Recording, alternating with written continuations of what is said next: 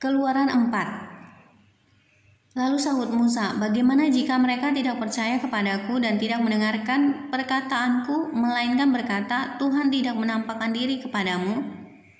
Tuhan berfirman kepadanya, "Apakah yang di tanganmu itu?" Jawab Musa, "Tongkat." Firman Tuhan, "Lemparkanlah itu ke tanah." Dan ketika dilemparkannya ke tanah, maka tongkat itu menjadi ular, sehingga Musa lari meninggalkannya. Tetapi firman Tuhan kepada Musa, "Ulurkanlah tanganmu dan peganglah ekornya." Musa mengulurkan tangannya, ditangkapnya ular itu lalu menjadi tongkat di tangannya. Supaya mereka percaya bahwa Tuhan Allah nenek moyang mereka, Allah Abraham, Allah Ishak dan Allah Yakub telah menampakkan diri kepadamu. Lagi firman Tuhan kepadanya, "Masukkanlah tanganmu ke dalam bajumu." Dimasukkannya tangannya ke dalam bajunya dan setelah ditariknya keluar, maka tangannya kena kusta, putih seperti salju. Sesudah itu firman-Nya, "Masukkanlah tanganmu kembali ke dalam bajumu." Musa memasukkan tangannya kembali ke dalam bajunya dan setelah ditariknya keluar, maka tangan itu pulih kembali seperti seluruh badannya. Jika mereka tidak percaya kepadamu dan tidak mengindahkan tanda mukjizat yang pertama, maka mereka akan percaya kepada tanda mukjizat yang kedua. Dan jika mereka tidak juga percaya kepada kedua tanda mukjizat ini dan tidak mendengarkan perkataanmu, maka engkau harus mengambil air dari sungai Nil dan harus kau curahkan di tanah yang kering. Lalu air yang kau ambil itu akan menjadi darah di tanah yang kering itu. Lalu kata Musa kepada Tuhan, "Ah Tuhan, aku ini tidak pandai bicara, dahulu pun tidak, dan sejak engkau berfirman kepada hambamu pun tidak. Sebab aku berat mulut dan berat lidah." Tetapi Tuhan berfirman kepadanya, "Siapakah yang membuat lidah manusia? Siapakah yang membuat orang bisu atau tuli, membuat orang melihat atau buta? Bukankah aku, yakni Tuhan? Oleh sebab itu pergilah. Aku akan menyertai lidahmu dan mengajar engkau apa yang harus kau katakan." Tetapi Musa berkata, "Ah Tuhan, utuslah kiranya siapa saja yang patut kau utus." Maka bangkitlah murka Tuhan terhadap Musa dan ia berfirman, "Bukankah di situ Harun orang Lewi itu kakakmu? Aku tahu bahwa ia pandai bicara, lagi pula ia telah berangkat menjumpai engkau.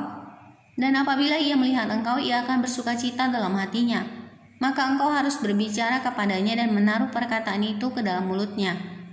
Aku akan menyertai lidahmu dan lidahnya dan mengajarkan kepadamu dan mengajarkan kepada kamu apa yang harus kamu lakukan. Ia harus berbicara bagimu kepada bangsa itu. Dengan demikian ia akan menjadi penyambung lidahmu dan engkau akan menjadi seperti Allah baginya. Dan bawalah tongkat ini di tanganmu, yang harus kau pakai untuk membuat tanda-tanda mukjizat." Musa kembali ke Mesir. Lalu Musa kembali kepada mertuanya Yitro serta berkata kepadanya, "Izinkanlah kiranya aku kembali kepada saudara-saudaraku yang ada di Mesir, untuk melihat apakah mereka masih hidup." Yitro berkata kepada Musa, "Pergilah dengan selamat. Adapun Tuhan sudah berfirman kepada Musa di Midian, 'Kembalilah ke Mesir sebab semua orang yang ingin mencabut nyawamu telah mati.'" Kemudian Musa mengajak istri dan anak-anaknya lelaki, lalu menaikkan mereka ke atas keledai, dan ia kembali ke tanah Mesir. Dan tongkat Allah itu dipegangnya di tangannya.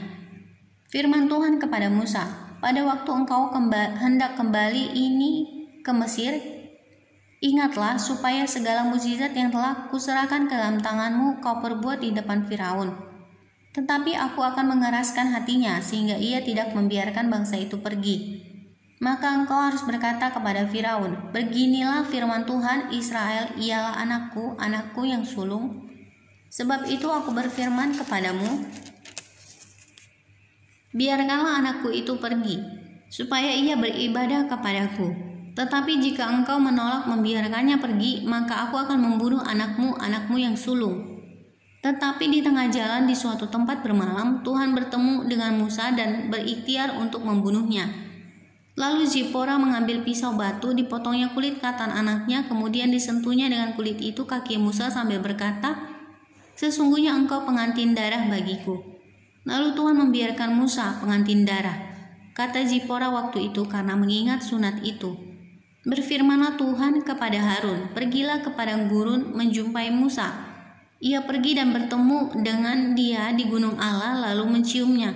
Kemudian Musa memberitahukan kepada Firaun segala firman Tuhan yang disuruhnya kepadanya untuk disampaikan dan segala tanda mukjizat yang diperintahkannya kepadanya untuk dibuat.